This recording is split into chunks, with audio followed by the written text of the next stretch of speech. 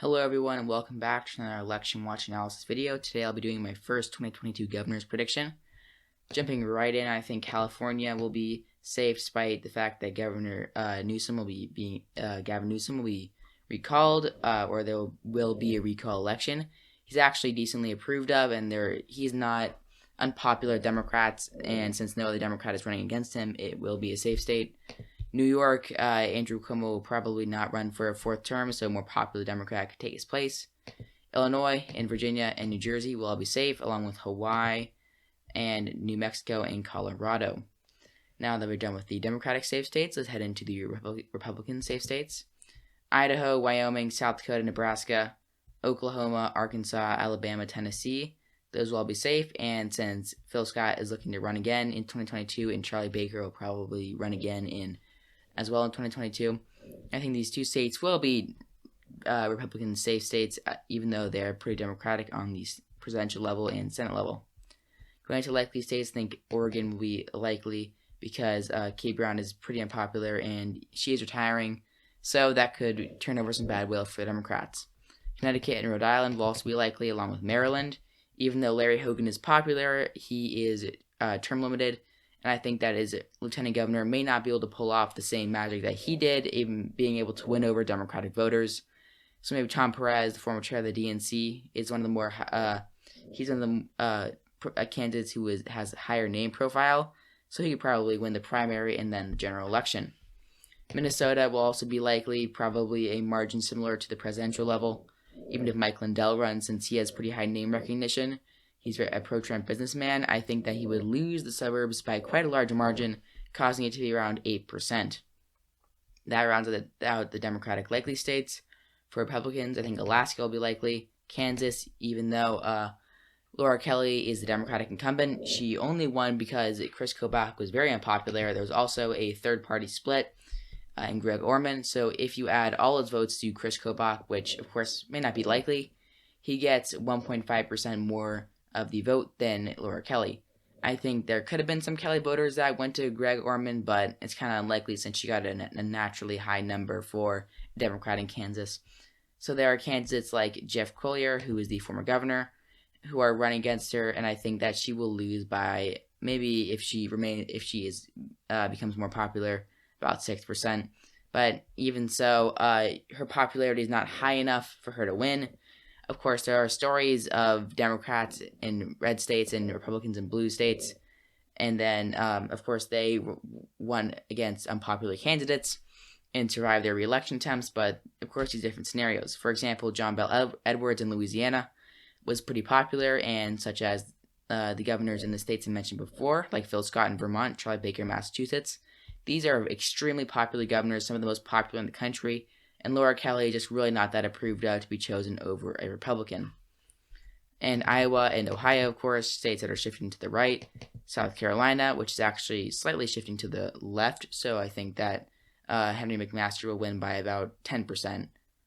That, of course, rounds out the rest of these states, and now heading into the lean states. I think Michigan will be lean. Gretchen Whitmer, I think, remains popular, or decently popular, not enough, of course, for Republicans to unseat her. Maine will be lean, and I think New Hampshire is going to be an interesting case because Chris Sununu is likely to run for Senate and win there, so his replacement may be Democrat, maybe Republican, I'm not sure. But for now, given the state's leftwards lean, I'll put it as lean Democratic. And for the Republicans, I think Texas will be lean since it is shifting to the left overall.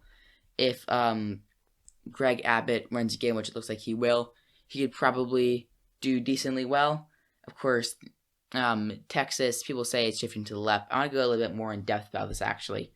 So when people say Texas is shifting to the left, it is because the suburbs essentially are like Tarrant County, which is next to Dallas, and Denton and Collin, which are also around that area. They are slightly shifting to the left.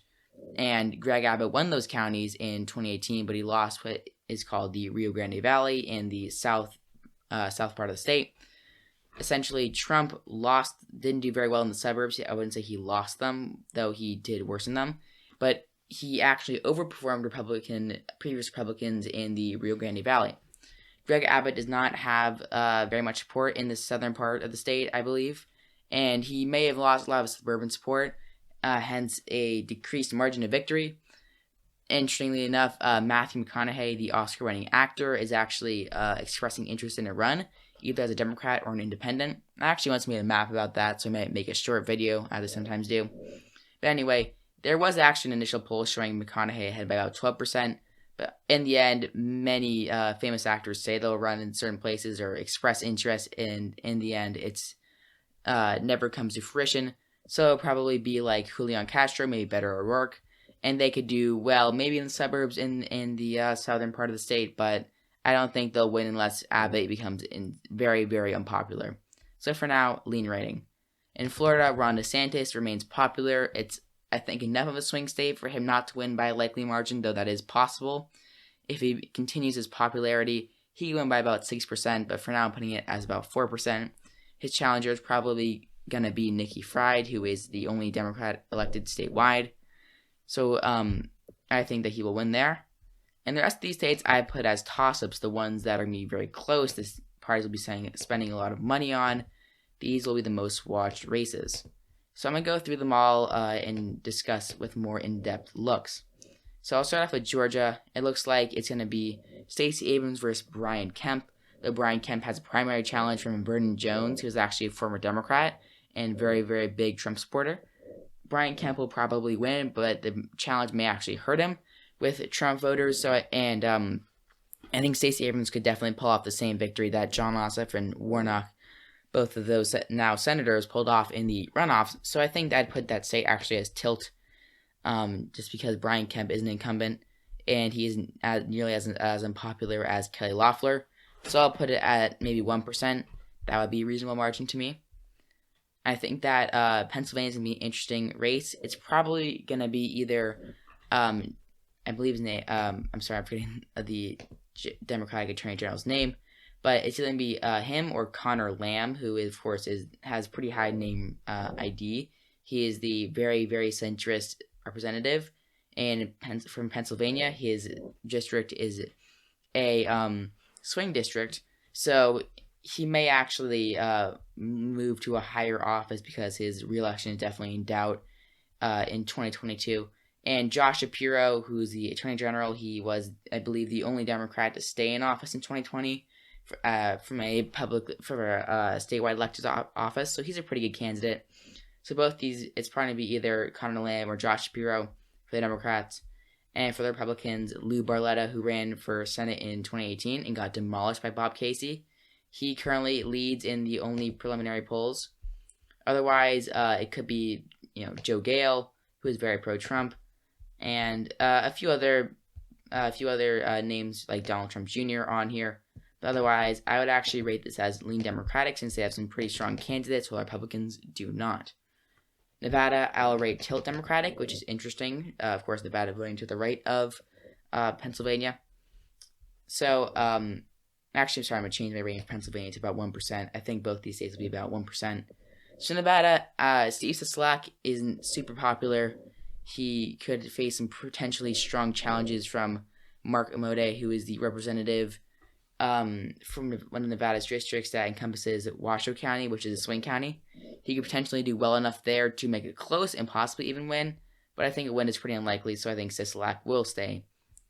And finally, Arizona, which, of course, is a state shifting to the left. Doug Ducey is term limited, and some of the potential names include, for the Democrats, I think it's either going to be Ruben Gallego, who's from a Phoenix-based district, or Katie Hobbs, who is the Secretary of State of Arizona. Both of them are, I think, good candidates. Katie Hobbs is a statewide elected official. Ruben Gallego could potentially win Maricopa County, which, of course, is the only way a Democrat can win that can win a statewide race in Arizona. On the Republican side, Paul Gosar either will run for governor, it appears, or Senate. Some other big names include Mark Brnovich, who is the Attorney General of Arizona. He seems like a decent candidate. He can probably appeal to a Trump base, and potentially suburban base. But in the end, I think Democrats are going to win, given the fact that the state has a very Democratic lean. That, of course, leaves Wisconsin. And Wisconsin I'm going to leave as a toss-up, and the reason why will be as following. So Tony Evers is the incumbent there. He beat Scott Walker in 2018 by about 1%. So, of course, Tony Evers. And the Republicans have a few candidates, and they include Sean Duffy, a very pro-Trump former representative, Kevin Nicholson, who also might run for Senate. Both these are very pro-Trump or America First, some people refer to them as. So I think they could do well in what are referred to as, what are referred to as the driftless counties, actually. Of course, by America First politics, who I've been talking to recently. Anyway, these southwestern counties are the working class areas of the state, and Tony Evers won them in 2018.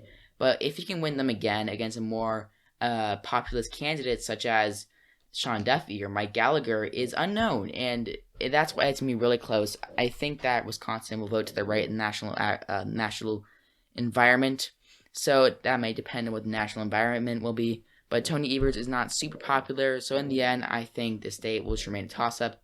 If I was to characterize it, I'd put it as lean Republican. This would give the Democrats 25 seats and Republicans 25 seats as well. Of course, this will change as time goes on, since we're about a year and a half away from the 2022 governor elections, so we'll have to see.